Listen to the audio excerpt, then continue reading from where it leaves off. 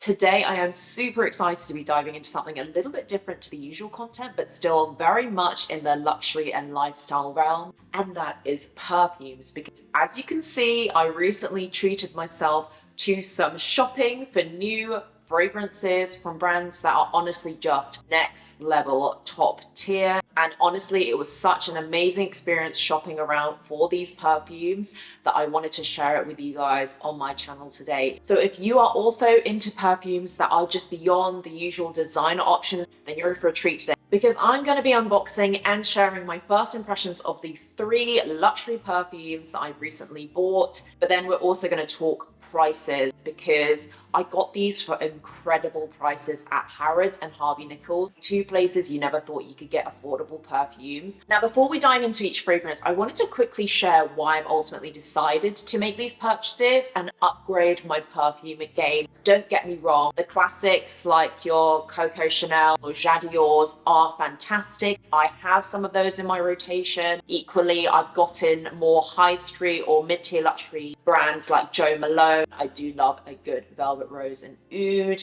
as well as my signature daily scent, which is the Peony and Blush Suede. And while these designer scents aren't exactly expensive, I do feel to an extent that you get what you pay for, and the staying power is just not as much as I would like. So it's been a point of learning for me with more niche brands that are outside of those kind of name brand fashion houses. I decided to actually, on my most recent visit to Harrods, which as many of you will know, I do love Harrods, I went in actually to take advantage of my 10% card holder discount, and I also had, I think, around £80 to spend on my credit. So I thought, why not go into the place that I always go through in Harrods, but never muster the courage to stay. And that, of course, is the perfume hall. I think everybody who's been to Harrods will know that feeling when you are rammed in the perfume hall. There are people with spray samples everywhere. Some people might find it overwhelming. I actually bought 2 at Harrods then and there. Well, technically 3, because I did actually end up buying my boyfriend his Christmas present there. But then afterwards, I actually bought the last fragrance, number 3, separately at Harvey Nichols online. I highly recommend, if you're buying perfumes, to try and go in to a physical store at least once, so that you have a comparative point, because you actually can't return fragrances once you've bought them, obviously for health and safety reasons. So the first one that I actually bought is actually from Maison Kurkdjian. I hope I am saying that correctly. If you know anything about niche perfumes, I'm sure you will have heard of this house, because they are super well known for their Rouge Baccarat perfume. And I'm sure a lot of you will be thinking that I got that perfume, but your girl is not basic. But also, I didn't really like it as much, so I went ahead and smelt the rest of their range, and I did actually pick up something that I aligned with much more. I got the 724 Eau de Parfum. Everything that I am talking about, by the way, is only available in Eau de Parfum. They don't do Eau de Toilette. As you can see, it's not been opened, so I'm going to open her up with you now. So let's just take a look at the reveal of the packaging. Stunning. I absolutely love the Maison Kurkdjian packaging presentation. It is immaculate. I'm going to give it a little spritz. It's super fresh, very clean, doesn't feel very artificial, like some perfumes have that cleaner, kitchen cleaner smell with like lemon. But this one has a lot more depth. You know, you've got that fresh laundered smell, but you've got notes of jasmine, you've got white flowers, which soften up what would either be a very harsh, you know, clean, almost overly clean scent. They have top notes of Italian bergamot. That's what gives it the freshness. Then they've got heart notes of the jasmine and white flowers, which make it really soft. But then it's also got this really nice and sophisticated floral quality, which makes it obviously feminine, but not overly so that it's sickly. Then in terms of the base notes, you've got sandalwood and musk, so it adds a bit of warmth to it. It's really a modern, effortlessly chic woman who's confident, but doesn't need to make a huge statement to stand out. And the idea of a perfume, as in the name actually, because 724 is actually like meant to be 24/7, something you can wear 24/7, but also making a nod to, I think it was New York City, the inspiration for this particular scent, that it's the city that never sleeps. So that's why it's like 724, because you really can wear this daily. When I smelled it, I thought, you know, wow, that is a universally pleasing scent, but not one that I've smelt before. And you really get the depth of all the ingredients that were put into it. So it's really wonderfully layered. I am not somebody who likes overly sweet perfumes or overly floral perfumes. I don't like a huge cloud of scent to be following me around. I love that you can smell this perfume, but it settles really nicely. If you love scents like,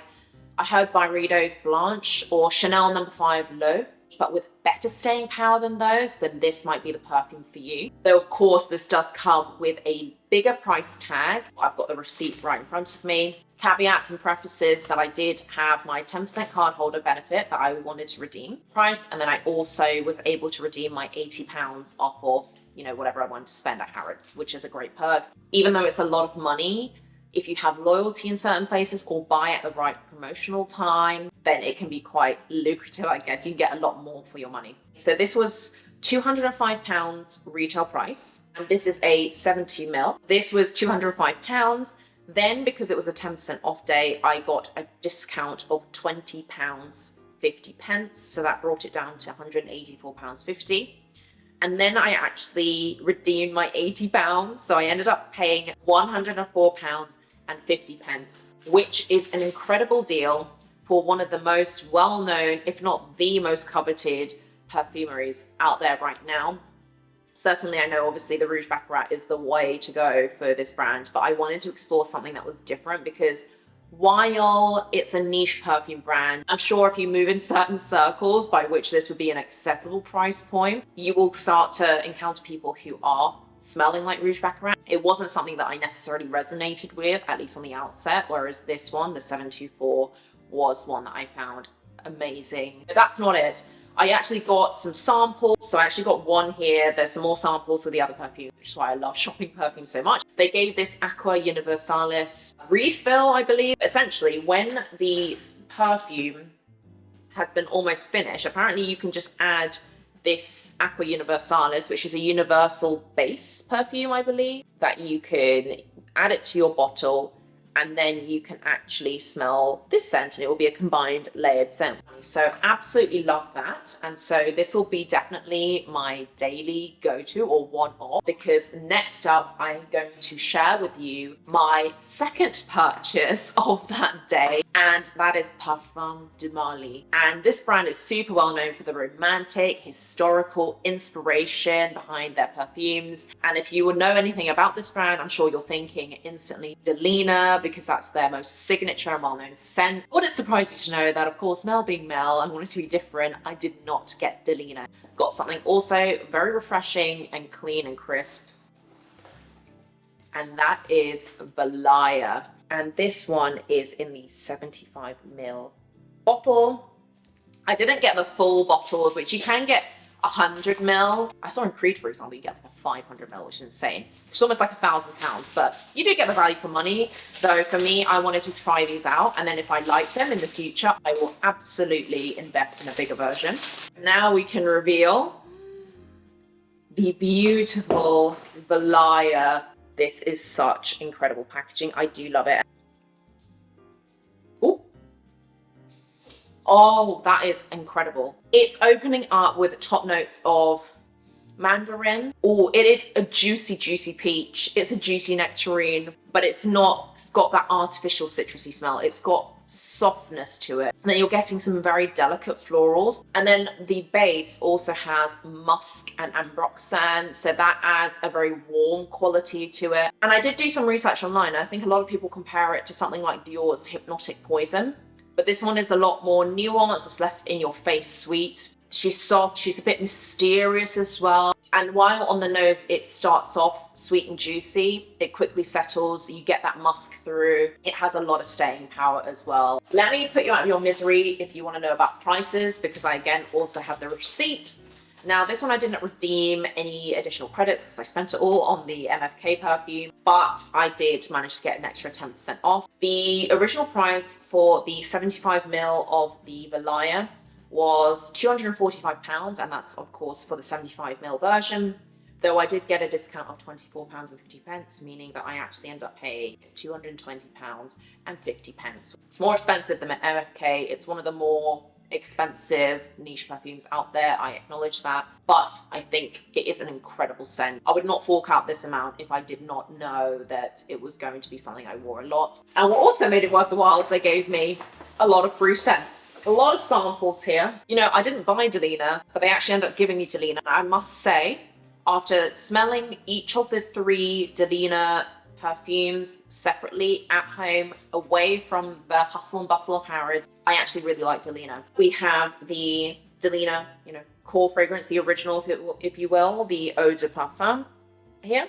And this is a 1.5 ml sample here. Then you have the Delina exclusive, which is a bit more of a punch in terms of the flavor profiles, the scent profiles rather. And then you finally have the Delina La Rosée, which is a very soft, feminine, light, kind of more everyday perfume. If you want a refresher on Delina, because I don't actually want to spray another set of perfumes again, we still have one more. The Delina perfume is described to be a highly nuanced fragrance, which is both sweet and sensual, absolutely.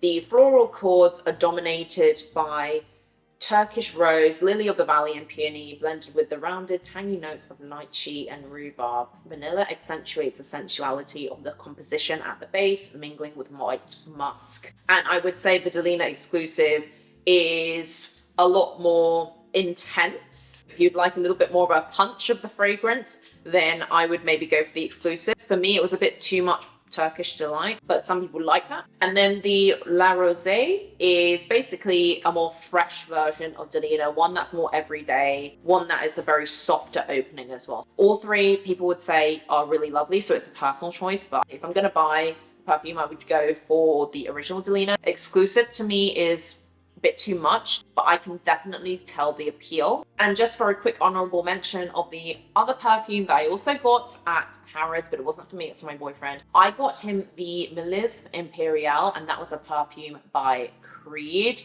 And obviously, as you can see, we have a Creed package here. So definitely inspired my purchase later on. This was bought in Harvey Nichols. Obviously, Creed, super historical perfume house. We went to try out Aventus, which is, you know, Creed's #1 scent for men. After smelling Aventus, as well as a few more in the range, he liked the Melisme Imperial way more, especially in his circle. It's highly likely there'll be someone that wears it.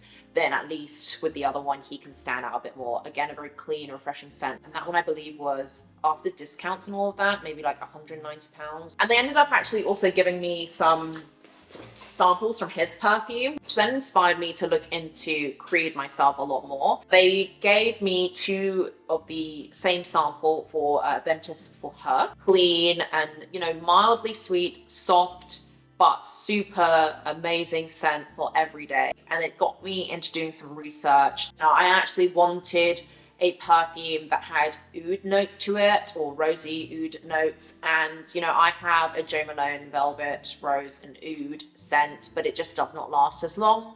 And so I wanted to find one from a niche brand that, you know, had that scent profile but had staying power. Oud is a funny one because it's from a tree, so it has that pungent, you know, nature smell, if that makes sense. And if not mixed right, it can be too overbearing.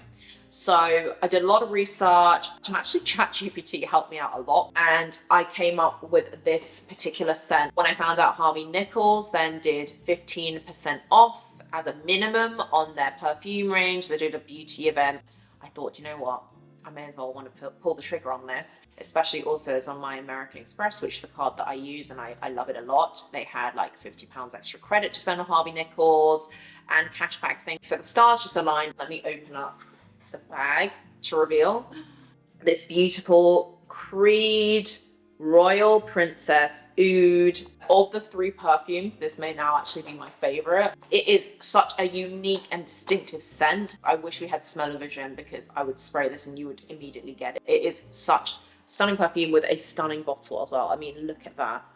Of the 3 bottles, this has got to be the most stunning and intricate as well. You've got all this kind of like debossing here. It's not a packaging you would expect from a niche perfume house, right? Because we've got these very clean and crisp and refined, simple packaging. And then you've got this in your face bottle right here, but I love it. This will be my last spray of the day. I think as I go out later, I'm going to be smelling like the Harrods perfume haul.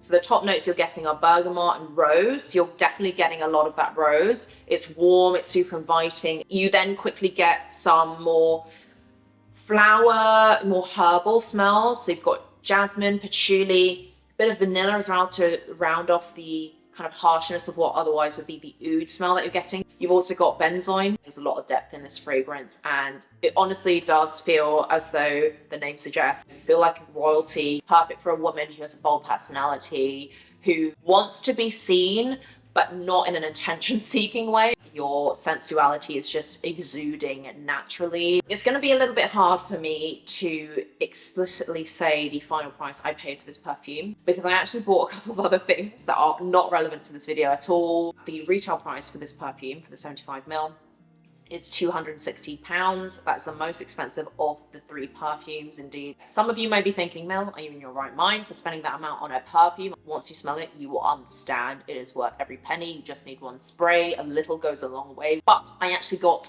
£50 off of my order as a card holder benefit from Amex. I also, of course, got the 15% off in terms of the promotion that Harvey Nichols was holding. I probably paid about £180, £190 overall for this perfume. That to me is an incredible deal. Now it's kind of gotten me into a place where all I want to do is smell niche perfumes and get more perfumes in my collection. So we may have just uncovered another expensive hobby that I really could have done without. Let me know if you have any of these perfumes, if you have a favorite, or if you're going to buy any of them. That is everything for this video. Thanks as always for watching, and I'll catch you in my next one.